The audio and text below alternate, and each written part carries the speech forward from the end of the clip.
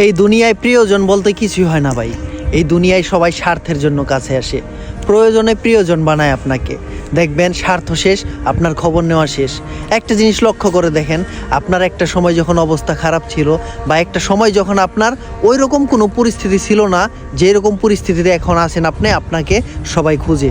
ওই সময়টায় আপনাকে কেউ কিন্তু নক করে নাই, ওই সময়টা আপনাকে এখনকার মতো কেউ মূল্যায়ন করে নাই। কারণ কি, আপনাকে দিয়ে তার কোনো লাভ হচ্ছে না বা হবে না, বা আপনাকে দিয়ে তার কোনো ভবিষ্যৎ গড়ার মতো কোনো কাজ করা যাবে না। কিন্তু একটা সময় এখন এসে দেখতেছেন আপনাকে সবাই নক করছে, আপনার খবর নিচ্ছে সবাই। কারণ কি, স্বার্থ।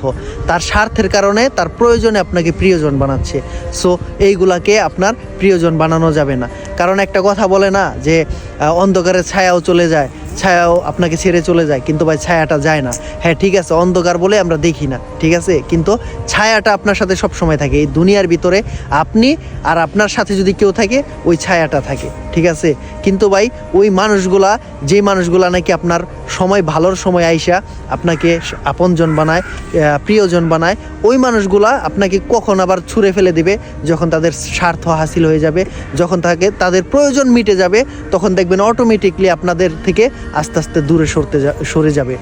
তো ভাই, যে মানুষগুলো নাকি স্বার্থের জন্য কাছে আসে, ওই মানুষগুলো প্রকৃতপক্ষে আপনার আপন মানুষ না। আর যে মানুষগুলা শুরু থেকে শেষ পর্যন্ত আপনার সাথে আছে বা আপনাকে সাপোর্ট দিয়ে গেছে, ওই মানুষগুলাই প্রকৃতপক্ষে আপনার আপন মানুষ এবং সব সময় আপনার ভালো চায়।